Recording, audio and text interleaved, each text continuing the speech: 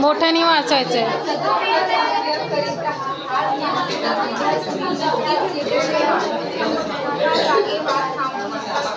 दोन मिनटं.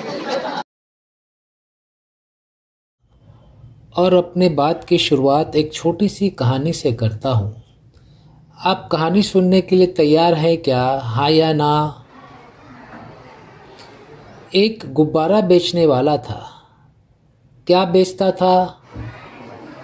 जब भी उसके गुब्बारे नहीं बिकते थे, वो गुब्बारे बेचने वाला हवा में रंग बिरंगे गुब्बारों को उड़ा देता था.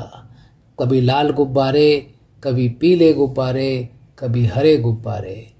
बच्चे उड़ते हुए गुब्बारे को देखते थे और आकर गुब्बारा खरीदते थे. एक दिन गुब्बारे वाले के पास एक काला गरीब बच्चा आया. कौन सा बच्चा? और गुब्बारे वाले से बोला, अंकल अंकल अंकल, आप रोज लाल गुलाबी पीले नीले हरे गुब्बारे उड़ाते हो, कभी काला गुब्बारा नहीं उड़ाते.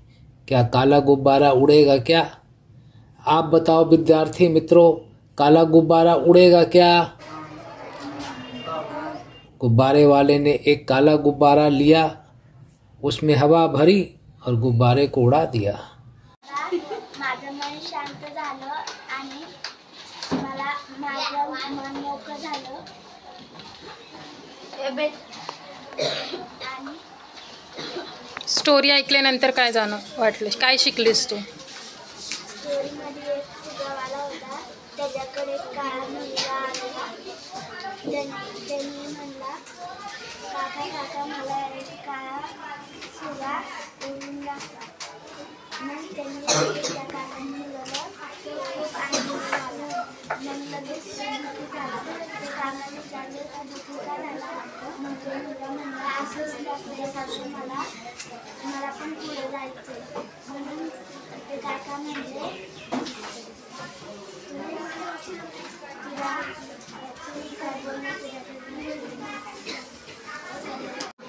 आपल्याला वारंवार अपयश मिळत असेल तर याबाबत दुःख करत बसू नका, कारण काळ अनंत आहे. वारंवार प्रयत्न करा व सतत प्रगतीच्या दिशेने पाऊल टाका. सतत कर्तव्य करीत राहा. आज नाही तर उद्या तुम्ही नक्कीच यशस्वी व्हाल. उठा, जागे व्हा, थांबू नका जोपर्यंत ध्येय प्राप्त होत नाही. जीवनात चढ उतार हे येतच असतात. नेहमी हसत राहा आणि चेहरा काय कामाचा जो हसत नाही. अहंकारापासून तितकेच सावध राहा जितके एखाद्या पिसाळलेल्या कुत्र्यापासून असतात. प्रत्येक क्षणाचा व संधीचा उपयोग करून घ्या. प्रगतीचा मार्ग फार मोठा आहे आणि काळ वेगाने पुढे जात आहे. म्हणून आपल्या संपूर्ण आत्मबळाने कामाला लागा, तेव्हाच तुम्ही ध्येय गाठू शकाल. कोणत्याही गोष्टीसाठी स्वतःला दुखी कष्टी करून घेऊ नका. मनुष्यावर नव्हे तर देवावर विश्वास ठेवा. तोच तुम्हाला योग्य मार्ग दाखवेल आणि सन्मार्ग सुचवेल. स्वतःच्या मनाला नेहमी कामात गुंतवून ठेवा. त्याला रिकामे राहू देऊ नका. जीवन गांभीर्याने जगा. त्या तुमच्या समोर आत्मन्नतेची महान कार्य आहे आणि वेळ फारच थोडा आहे. बेसावधपणे जर तुम्ही नको त्या गोष्टीत गुंतून राहिलात तर तुम्हाला दुःखी व्हावे लागेल आणि अधिकच वाईट स्थितीत जाऊन पोहोचाल. ध्येय व आशा बाळगल्यास जीवनातील सर्व प्रसंगांशी सामना करण्याची योग्यता तुमच्यात लवकरच येईल. तुम्ही स्वतःच्या बळावर उभे राहा. आवश्यक वाटत असेल तर संपूर्ण जगाला आव्हान द्या. यामुळेच तुमचे काहीच नुकसान होणार नाही. थोर व्यक्ती हे सदैव एकाकी वाटचाल करीत आले आहेत आणि या एकाकी प्रयत्नामुळेच ते फार दूर पर्यंत पोहोचले आहेत. एकाकीपणे चालून त्यांनी स्वतःच्या बळावर जगातील महान कार्य संपन्न केले आहेत. याकरिता त्यांना केवळ स्वतःच्या अंतरात्म्यांची प्रेरणा प्राप्त झाली. आपल्या आंतरिक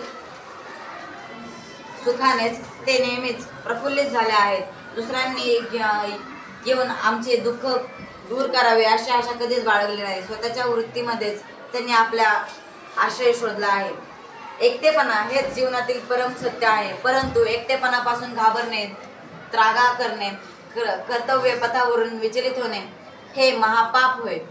एकटेपणा हे आपल्या स्वतःच्या अंतरंगातलं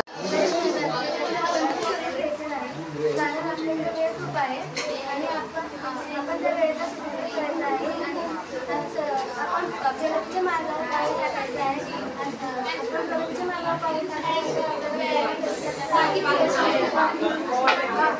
मन शांत होतं, एकत्र होतं. आपण जे काम करतो त्यात नीट लक्ष लागतं. शिक्षक जे शिकवत आहेत ते आपल्याला नीट समजतं आणि धीरे आपण काढलं मोठा जागेवा आणि जोपर्यंत ध्येय प्राप्त होत नाही तोपर्यंत थांबू नका. हे वाक्य आवडलं कारण त्या वाक्यात समजून दिलं की आपण जोपर्यंत ध्येय प्राप्त करत नाही तोपर्यंत थांबायचं.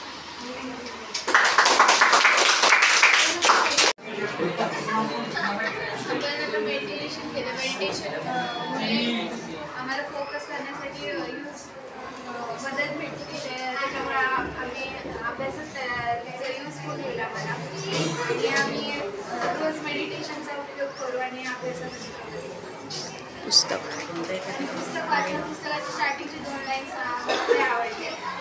ते अहंकारबद्दल होतं एक आणि हसऱ्या चेहऱ्याबद्दल होतं. दोन्ही वाचते वाक्य काय होतं? पहिलं वाक्य होतं जीवनात चढ-उतार येतच असतात. नेहमी हसत राहा. असा चेहरा काय कामाचा जो हसत नाही. आणि दुसरा होता अहंकाराबद्दल तितकेच सावध राहा जितके एखाद्या पिसाळ्यात कुत्र्यापासून. आज हमारे विद्यार्थी एक समस्या से गुजर रहे हैं. कई बार शिक्षक जब उन्हें कुछ पढ़ाते हैं तो उन्हें शिक्षक की बात पूरी समझ में नहीं आती है और उनका ध्यान इधर उधर भटकता रहता है. इसके लिए हम लोगों ने बहुत सारे विद्यालयों में study with 1 minute meditation plan launch किया है. इसके अंतर्गत आपको कुछ ज़्यादा नहीं करना है. जब भी शिक्षक आएंगे पढ़ाई शुरू करने के पहले आपको 1 मिनट का मेडिटेशन कराएंगे. मैं आपको 1 मिनट का मेडिटेशन कराता हूँ. आप 1 मिनट मेडिटेशन के लिए तैयार हैं, हाँ या ना? आइए शुरू करते हैं. अपने हाथ को अपने पैर पे रखें, हथेली आसमान के तरफ, आंखें बंद, पीठ सीधी करें, बेंच का सहारा नहीं लें और हिल्ला डुल्ला बंद कर दें. सिर्फ 1 मिनट के लिए स्टैचू बन जाइए, मूर्ति बन जाइए. बचपन में हम लोग स्टैचू खेलते थे. आपका समय शुरू होता है अब.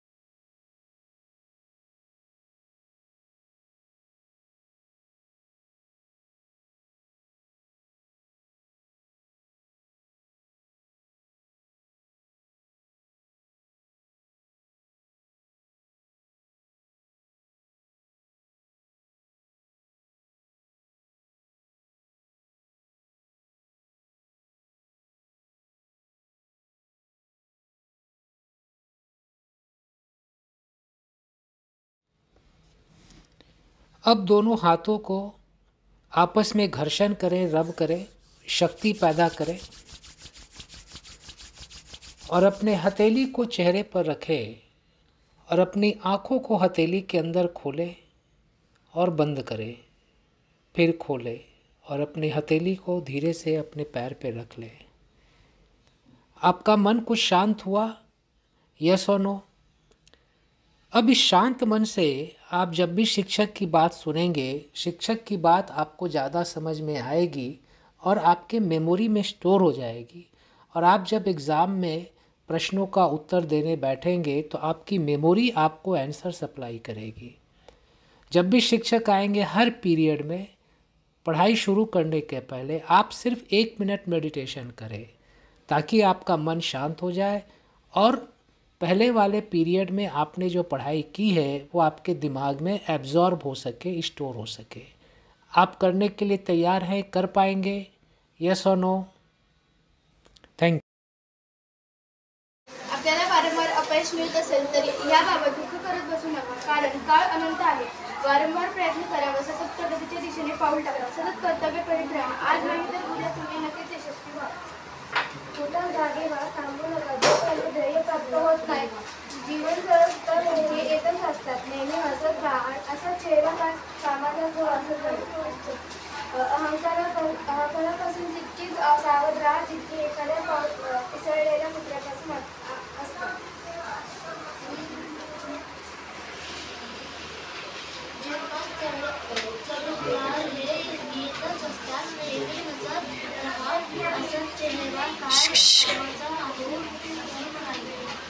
अहंकारापासून तितकीच सावध राहा जितकी एखाद्या पिसळलेल्या कुत्र्यापासून असतं.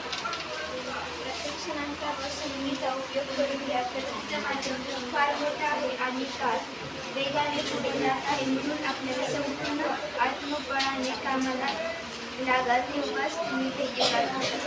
कोणत्याही गोष्टीसाठी स्वतःला दुःखी कष्टी करून घेऊ नका. मनुष्यावर नव्हे तर देवावर विश्वास ठेवा, तर तुम्हाला योग्य मार्ग दाखवेल आणि सन्मार्ग सुचवेल. स्वतःच्या मनाला नेहमी कामाला गुंतवून ठेवा, त्याला रिकामे राहू देऊ नका. जीवन गांभीर्याने जगा. तुमच्या समोर आत्मोत घेणे महान कार्य आहे आणि वेळ फारच थोडा आहे. बेसावधानपणे जर तुम्ही नको त्या गोष्टी गुंतून राहिला तर तुम्हाला दुःखी व्हावे लागेल आणि अधिकच वाईट स्थिती जाऊन पोहोचवा. धैर्य व आशा बाळगाव्या. जीवनातील सर्व प्रसंगाशी समान करण्याची योग्यता तुमच्यात लवकरच येईल. तुम्ही स्वतःच्या बळावर उभे राहा. आवश्यक वाटत असेल तर संपूर्ण जगाला आव्हान द्या. यामुळे तुमचे काहीच नुकसान होणार नाही. व्यक्तीने सदैव वाटचाल करीत आला आहे आणि प्रयत्नामध्ये ते फार प्रयत्न होते आहेत. एकीकडे चालून ते काळावर जगातील महान कार्य संपन्न केले आहेत. त्यांना केवळ स्वतःच्या अंतर त्यांची प्रेरणा झाली असल्यास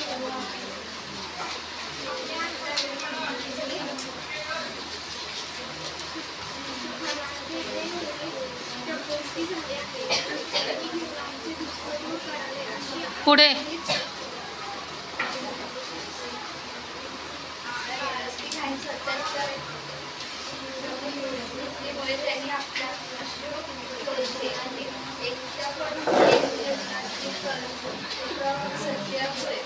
परंतु एकटेपणापासून घाबरणे, त्रास करणे,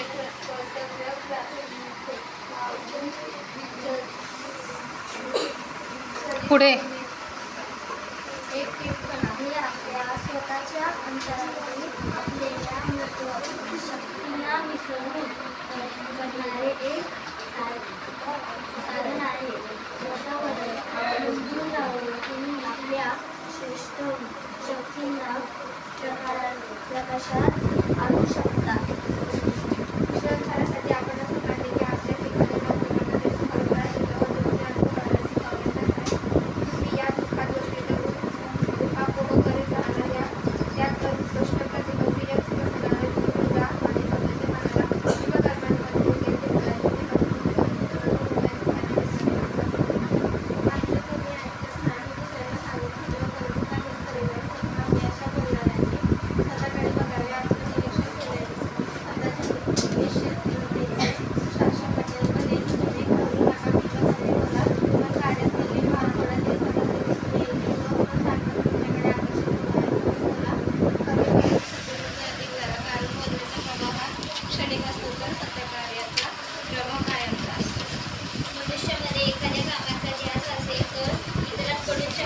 चांगले करून घेतो आणि इतके जास्त काम करून घेतो की आश्चर्य वाटावे. मेडिटेशन सुरू केल्यावर जे आपले ज्ञानेंद्रिय आहेत, 5 ज्ञानेंद्रिय, ते त्यांचा थोडक्यात मेडिटेशन हा एक व्यायाम आहे. आणि मेडिटेशन केल्याने आपले मन एकाग्र होते. एकाग्र वृत्तीने आपण विचार करू शकतो, लक्ष देऊ शकतो. आणि या पुस्तकाची मला आवडलेली ओळ म्हणजे आपल्याला अपयश आलं तर दुःख करत बसू नका, पुन्हा फुगेवाला फुगे विकायचा आणि तो लाल, गुलाबी, हिरवे आणि खूप सारे फुगे आभाळात उडवायचा. आणि मग ते फुगे बघून सगळे मुलं त्याच्याकडे फुगे घ्यायला यायचे. तर एके दिवशी एक काळा गरीब मुलगा त्या फुगेवाल्याकडे आला आणि म्हणाला, एक काळा फुगा आकाशात उडला. तर तो म्हणाला, तर फुगेवाला एक काळा फुगा त्याच्या हवा टाकून तो उडवला. तर तो पहिला आनंदी झाला, मग वापस दुःखी झाला. तर त्या फुगेवाला म्हणाला, का दुःखी झाला तो म्हणाला, फुगा तर उडून गेला. मला लोक म्हणतात की तू तर काळा गरीब आहे, तू कशा पुढे जाणार, तू काय नाही होऊ शकणार. तर मला पण या फुग्यासह पुढे जायचं. तर तो फुगेवाला म्हणाला की फुग्याच्या रंगाने फरक पडत नाही, त्याच्या आतली हवा मेन असते. तर त्यासारखेच आपल्या मनाने आराम भेटतो. अजून काय वाटलं तुला? कष्टाविषयी काय वाटलं? कोणी कष्ट केले पाहिजे? आपण कष्ट करून आपले ध्येय केले पाहिजे. त्यासाठी काय केलं पाहिजे? 10 वर्षाची मेहनत, 40 वर्षाची आराम. म्हणजेच काय याचा अर्थ होतो? आपलं उज्ज्वल भविष्य जर सुखात घालवायचं असेल तर थोड्या दिवस मेहनत केली पाहिजे. मेहनत कुणी केली पाहिजे? पण स्वतः. कुणी केली पाहिजे? स्वतः मेहनत केली. हा शुभ संदेश मिळाला का नाही? आता छान ऐकलं का नाही? सर्वजण करणार का? सर्वजण करणार? एकदा मॅडम साठी 3 क्लॅप गो. एक समस्या से गुजर रहे हैं. कई बार शिक्षक जब उन्हें कुछ पढ़ाते हैं तो उन्हें शिक्षक की बात पूरी समझ में नहीं आती है और उनका ध्यान इधर उधर भटकता रहता है. इसके लिए हम लोगों ने बहुत सारे विद्यालयों में study with 1 minute meditation plan launch किया है. इसके अंतर्गत आपको कुछ ज़्यादा नहीं करना है. जब भी शिक्षक आएंगे पढ़ाई शुरू करने के पहले आपको 1 मिनट का मेडिटेशन कराएंगे. मैं आपको 1 मिनट का मेडिटेशन कराता हूँ. आप 1 मिनट मेडिटेशन के लिए तैयार हैं, हाँ या ना? आइए शुरू करते हैं. अपने हाथ को अपने पैर पे रखें, हथेली आसमान के तरफ, आंखें बंद, पीठ सीधी करें, बेंच का सहारा नहीं लें और हिल्ला डुल्ला बंद कर दें. सिर्फ 1 मिनट के लिए स्टैचू बन जाइए, मूर्ति बन जाइए. बचपन में हम लोग स्टैचू खेलते थे. आपका समय शुरू होता है अब.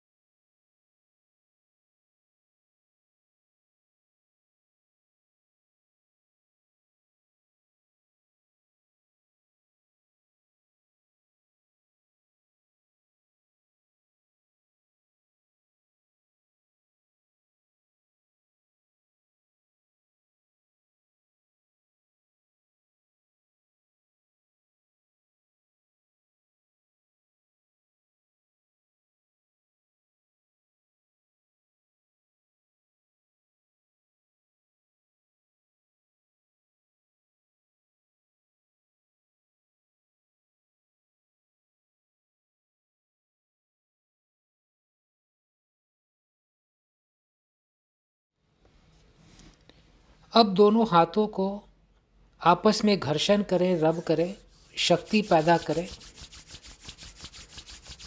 और अपने हथेली को चेहरे पर रखें और अपनी आँखों को हथेली के अंदर खोलें और बंद करें, फिर खोलें और अपनी हथेली को धीरे से अपने पैर पे रख लें।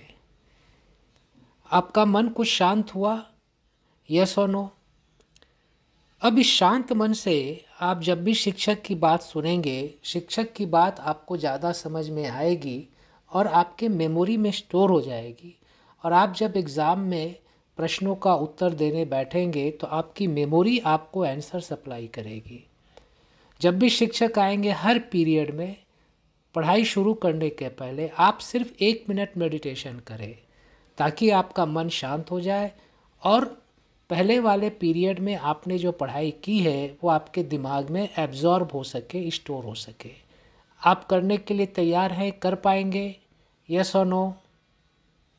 Thank you.